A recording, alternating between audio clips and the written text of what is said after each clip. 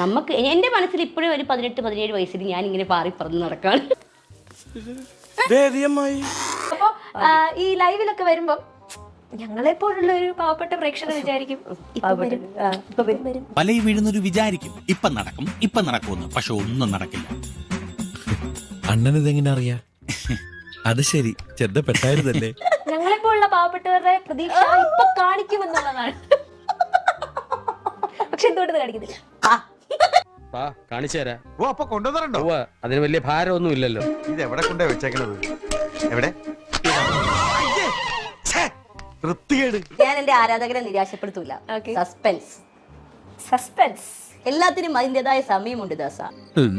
എന്റെ ഫുൾ നോട്ടം ഇനി ഇങ്ങോട്ടായിരിക്കും. ഓക്കെ, അപ്പൊ ഇനി വ്യൂവേഴ്സിനെ കൂട്ടാൻ എന്തായാലും ഇന്ന് മുതൽ എല്ലാ ലൈവും കണ്ടോണം. ഓ പിന്നെ എപ്പോഴാണെന്ന് പറയാൻ പറ്റത്തില്ല. യഥം വലം നോക്കാതെ ചെയ്തിരിക്കും. ഇന്നു മുതൽ എന്റെ മുഴുവൻ പകുതി ശ്രദ്ധ ഈ കേസിലായിരിക്കും. അല്ല, ഇപ്പൊ നല്ലൊരു സിനിമയിൽ നല്ലൊരു ക്യാരക്ടർ വരികയാണ്, ഇത് ബിക്കിനിട്ട് ചെയ്യണമെന്ന് പറഞ്ഞാൽ എനിക്ക് എന്റെ ലൈഫ് സെറ്റ് ആക്കാൻ വേണ്ടി ഞാൻ ഓടി നടക്കുന്ന ഒരാളാണ്. അപ്പൊ എനിക്ക് ഇതുപോലെ ബിക്കിനി ചെയ്യണമെന്ന് പറഞ്ഞാൽ ഞാൻ ചെയ്യും. താങ്കൾക്കുള്ളത് ഒരു പെൺകുട്ടിയാണ്. അതിനൊന്നും ഇല്ലേ? അമ്മാവൻ കാര്യമായിട്ട് ചൊറിയുന്നുണ്ടല്ലോ. അമ്മാവൻ ചൊറിഞ്ഞൊറിഞ്ഞ് തല്ലു വെച്ച് കൂട്ടുന്നു തോന്നുന്നു. ഇവനെ തടയണ്ട, അയച്ചു വിട്ടേക്ക്. ഇവന് കിട്ടാനുള്ളത് നമ്മളായിട്ട് മുടക്കണ്ട. ആ ഒരു പെൺകുട്ടിയുടെ ഭാവി കൂടി നോക്കണ്ടേ? നിങ്ങൾക്കില്ലാത്തതല്ലേ എനിക്കും എന്റെ ഫാമിലിക്കും ഇല്ലാത്ത വിഷമം നിങ്ങൾക്ക് വേണ്ട. താൻ ഈ ആരാന്റെ പിള്ളേരെ വാപ്പാ നോക്കണ എന്തിനാ? ഇത്രയും വരെ എന്റെ മോളെ എനിക്ക് വളർത്തി ഉയർത്തി കൊണ്ടുവരാം എന്നുണ്ടെങ്കിലും ഇനി അങ്ങോട്ടും എന്റെ മക്കളുടെ കാര്യം നോക്കാൻ എനിക്കറിയാം. കിട്ടിയല്ലോ, അപ്പം തിന്നാ പോരെ, തന്റെ പേട്ട് തല കുഴിയിലിട്ട് നോക്കണോ? ഈ പറയുന്ന മക്കളുടെ കാര്യവും അപ്പന്റെ കാര്യവും അമ്മയുടെ കാര്യവും നോക്കുന്ന നിമിഷ പിന്നെ എന്തിനാണ് ഇതുപോലുള്ള ഡ്രസ്സുകൾ ഇട്ടുകൊണ്ട് സോഷ്യൽ മീഡിയയിൽ കിടന്ന് അഴിഞ്ഞാടുന്നതെന്ന് ഞാൻ ചോദിച്ചാൽ നിങ്ങൾ എന്ത് പറയും? അമ്മായിയേ, ഭാരിച്ച കാര്യമൊന്നും അന്വേഷിക്കണ്ട. ഞാൻ പറഞ്ഞു നിമിഷ ഇതുപോലുള്ള ഫോട്ടോഷൂട്ട് ചെയ്യുന്നു, നിമിഷ എക്സ്പോസ്ഡ് ആയിട്ട് ഡ്രസ്സ് ധരിക്കുന്നു, നിമിഷ തെറിവിളി കേൾക്കുന്നു. നിങ്ങളൊരു കല്യാണം കഴിച്ച സ്ത്രീയാണ്, നിങ്ങൾ എന്തിനാണ് നിങ്ങളുടെ ഭർത്താവിനെയും കുഞ്ഞുങ്ങളെയും ഇതിലേക്ക് വലിച്ചഴിക്കാൻ നിങ്ങൾക്ക് നാണമില്ലേ? വിളിച്ചോണ്ട് വന്നിട്ട് എനിക്കിട്ട് പണിയാതാ പറഞ്ഞു. ഞാൻ നിങ്ങൾ വന്നപ്പോ തുടങ്ങി മാന്യമായുള്ള റിപ്ലൈ ആണ് ഞാൻ തന്നുകൊണ്ടിരിക്കുന്നത്. നീ ഇതുവരെ കണ്ട എന്റെ മുഖം ഉണ്ടല്ലോ, അത് ഡീസന്റ് മുഖം. എന്നെ തറയാക്കലടാ മോനെ. ഒരു പരിധിയുണ്ട്. കുറെ നേരം കിടന്ന് കാണാന്ന് ഉണ്ടാക്കാൻ തുടങ്ങിയിട്ട്. അയ്യോ, ഇങ്ങനെയൊക്കെ പറഞ്ഞ എങ്ങനെ? ഞാൻ അങ്ങനെയുള്ള ഒരുത്തനാണോ? എല്ലാത്തിനും നാട്ടുകാർ എന്റെ മണ്ടക്കാരൻ പറഞ്ഞു. എന്ത് കാര്യത്തിന്? നിങ്ങൾ എന്നെ ഇങ്ങോട്ട് ഇന്റർവ്യൂവിനാണ് വിളിച്ചത്?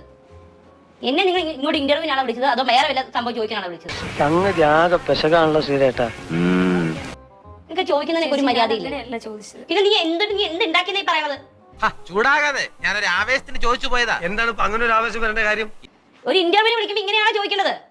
ചോദിക്കുന്ന ഒരു മര്യാദയുണ്ട്. നിങ്ങൾ തന്നെയാണോ പറഞ്ഞ അവര് സോഷ്യൽ മീഡിയ താരം വന്നു താരം ചോദിക്കുന്ന ചോദ്യമാണ് ഈ ചോദിച്ചത്. ദേഷ്യം ഞാൻ മോന്തയെ അടിച്ചാൽ കൊടുക്കും. ഞാൻ ഒരു ചോദ്യം ചോദിച്ചിട്ട് വന്നിട്ട് മേലാക്കി എന്തിനാണ് ഇപ്പൊ വഴി കൂടെ പോണ വയ്യാവലിയായിരുന്നു വാങ്ങണത്?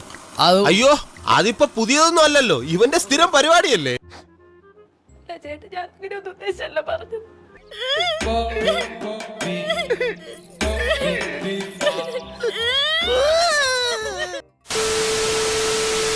ഇന്നത്തെ ഗസ്റ്റ് ആയിരുന്നു വെച്ചാൽ തന്റെ സംസാര രീതി കൊണ്ട് വൈറലായ, സോഷ്യൽ മീഡിയയിൽ വൈറലായ 2 ചുണക്കുട്ടികളാണ്. ഞാൻ വന്നപ്പോഴേ പൂർണ്ണിമയുടെ പറയുന്നു തലയിൽ മുളകൊടിയൊക്കെ തേച്ച് ഇഗ്വാനായിരിക്കും കണക്കൊക്കെ വന്നിരിക്കണം.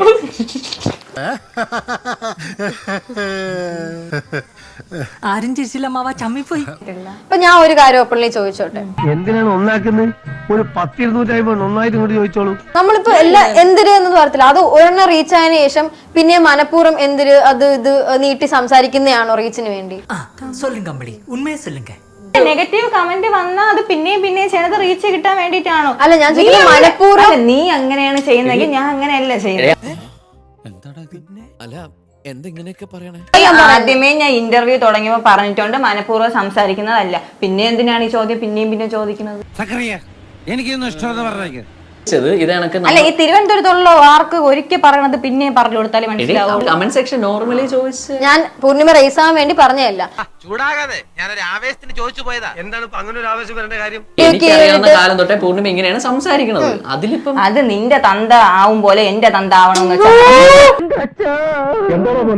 മുത്തച്ഛൻ എന്റെ തന്തയ്ക്ക് വിളിച്ചു, അത്രേ ഉള്ളൂ. എനിക്ക് പറ്റൂല. അച്ഛനെ പറഞ്ഞ് ഞാനിത് റെക്കോർഡിംഗ് ആണ്, തിരിച്ച് ഞാൻ ഒന്നും പൂർണ്ണിമ പറഞ്ഞു. ഇതിന് ഞാനിപ്പോ മറുപടി പറയുന്നില്ല, കാരണം തെണ്ടി പട്ടികളോട് സംസാരിക്കേണ്ട ഭാഷ എനിക്ക് വശമില്ല. ഇന്റർവ്യൂ ചെയ്യണേന്ന് അറിയാൻ ഞാൻ വരൂലായിരുന്നു ഇവിടെ. എന്തെന്റെ അടുത്ത് പറയാത്ത ഈ പെണ്ണാണ് എന്നെ ഇന്റർവ്യൂ ചെയ്യണേന്ന്. ഇത് ഇവളിപ്പോ അച്ഛനെ വിളിച്ചെന്ന് വെച്ചാൽ മാനവി തന്നൊരു പ്രശ്നം ഉണ്ടായിരുന്നു. അതെപ്പോ അതൊക്കെ ഉണ്ട് ആണോ എന്നാ കണ്ടിന്യൂ. അത് അന്നേ എനിക്ക് വിളിക്കണമെന്നുണ്ടായിരുന്നു, പക്ഷെ നീ അന്ന് എന്നെ ഒന്നും പറഞ്ഞില്ല. ഇന്ന് എന്നെ ചൊറിഞ്ഞോട് എന്തിനാടപ്പൊ ഈ വഴി കൂടെ പോണ വയ്യാവലിയായിരുന്നു വാങ്ങണത്? അയ്യോ അതിപ്പോ പുതിയതൊന്നും അല്ലല്ലോ, ഇവന്റെ സ്ഥിരം പരിപാടിയല്ലേ.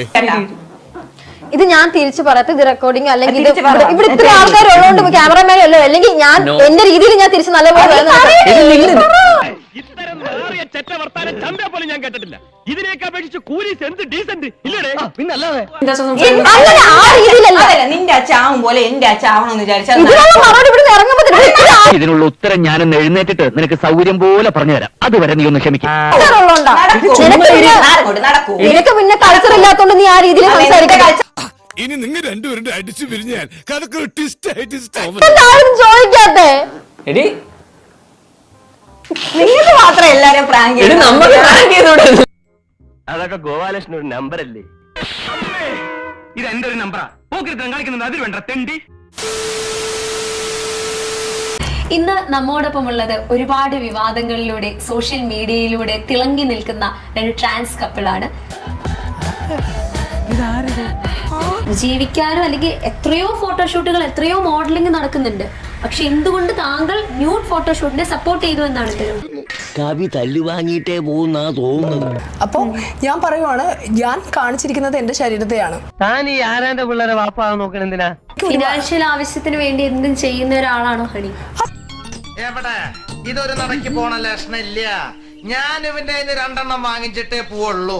അല്ലല്ല, ഫിനാൻഷ്യൽ ഇപ്പൊ എനിക്ക് ഫിനാൻഷ്യൽ ആവശ്യം ഉണ്ടെങ്കിൽ ഇയാൾ കൊണ്ടു തരത്തൊന്നും ഇല്ലല്ലോ. കൊണ്ടു തരുമോ? വെറുതെ അവന്റെ വായിച്ചിരിക്കണ എന്തിനാ കേക്കണേ?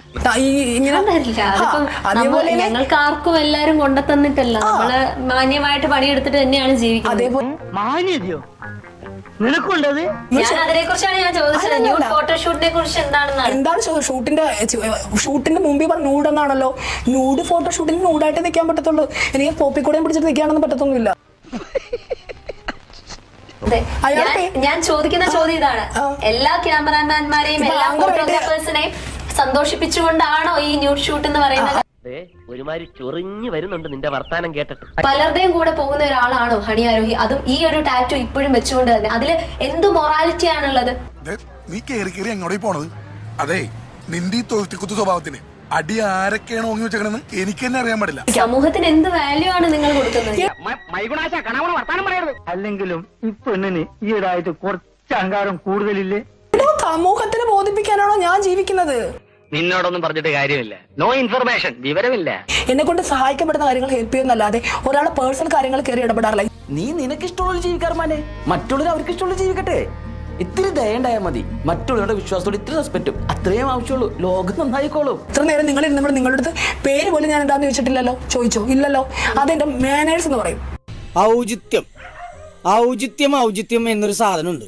ഒരു മനുഷ്യനായ കുറച്ചൊക്കെ ഔചിത്യം വേണം. അതുപോലെ 10 ലൈക്ക് കിട്ടാൻ വേണ്ടി മോൾ എന്തുപോലെ സംസാരിച്ചോണ്ടിരിക്കുവായിരിക്കും. എനിക്ക് ഇങ്ങനത്തെ കാര്യങ്ങൾ സംസാരിക്കാൻ താല്പര്യമില്ല. സീരിയസ്ലി പോയി പണി നോക്കും. രാവിലെ ഒന്നും കഴിച്ചില്ലേ? പോയി പണി നോക്കാ.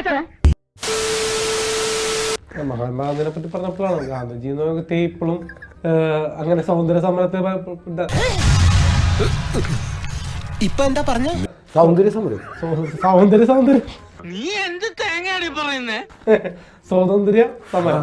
ഞാൻ സൗന്ദര്യ സമരം ഇത് അവന്റെ വിദ്യാഭ്യാസ കുറവുണ്ടാവും അങ്ങനെ പറഞ്ഞു. അതുകൊണ്ടല്ല, ഞാൻ കൊളോക്കിലായിട്ട് പറഞ്ഞതാ. കൊളാക്കി.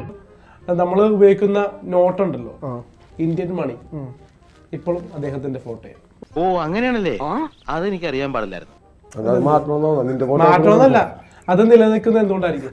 ഭാരിച്ച ചോദ്യം ചോദിച്ച് എന്നെ വെറുതെ ബുദ്ധിമുട്ടിക്കണ്ട. മാറ്റണമെന്നല്ല.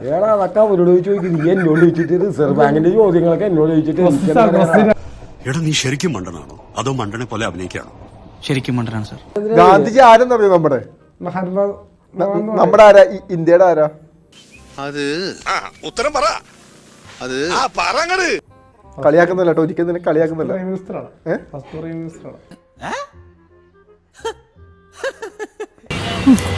എന്റെ ഭാരത മാതാവേ. വിവരമില്ലാത്ത ആളാ കണ്ടറിഞ്ഞൂടെ? സത്യം പറയട്ടെ, ആരാ Gandhiji? Father of our nation. അപ്പോ മലയാളത്തിൽ പറഞ്ഞ ആരായിട്ട് വരും? മലയാളത്തിന്റെ പിതാവ്. ഈ പൊട്ടൻ പൊട്ടൻ എന്ന് പറയുന്നത് കമ്പ് മുഴയൊന്നല്ല, ഇവൻ തന്നെ. ജോസിന് അങ്ങനെ ഭീഷണി വന്നിട്ടുണ്ടോ? ഇനി റിവ്യൂ പറയരുതെന്നും പറഞ്ഞു. ഭീഷണി ഒരുപാട് വരാറുണ്ട്. ഇന്നലെ മലേഷ്യയിൽ നിന്നൊരു phone call. Nigeria, South Africa, Nicaragua, Chile, Koothattukulam, Erimeli, അതെ, എത്യോപ്യ, എല്ലാ സ്ഥലങ്ങളിൽ നിന്നും ഞങ്ങളെ വിളിക്കുകയാണ്. എല്ലാവർക്കും ഞങ്ങളെ കൊല്ലണം. കമന്റുകൾ, അതായത് അലിൻ ജോസിനെ പച്ചത്തെറിയും നിങ്ങൾക്കുണ്ട്, അതുപോലെ തന്നെ പച്ചത്തെറിയും. നിങ്ങൾ ഇത്തരത്തിലുള്ള കമന്റ് ഇടുന്ന ആളുകളോട് എന്താണ് പറയാനുള്ള മറുപടി? അവരുടെ കമന്റ് നിങ്ങൾ എങ്ങനെയാണ് എടുക്കുന്നത്? ഇത്രേ ഉള്ളൂ. മുഖത്ത് നോക്കി നല്ല 10 തെറി കൂട്ടി സ്വന്തം തന്തയ്ക്ക് വിളിക്കുന്നത് ഈ സലി നല്ല പുഷ്പം പോലെ കേട്ടോണ്ടിട്ടുണ്ട്. ഒരു തവണയല്ല, പലതവണ, ഒരുപാട് തവണ. നമുക്ക് പോവാം. അങ്ങനെ ഒന്നും ഞാനും ആലോചിക്കാതിരുന്നില്ല. അപ്പൊ എല്ലാം പറഞ്ഞ പോലെ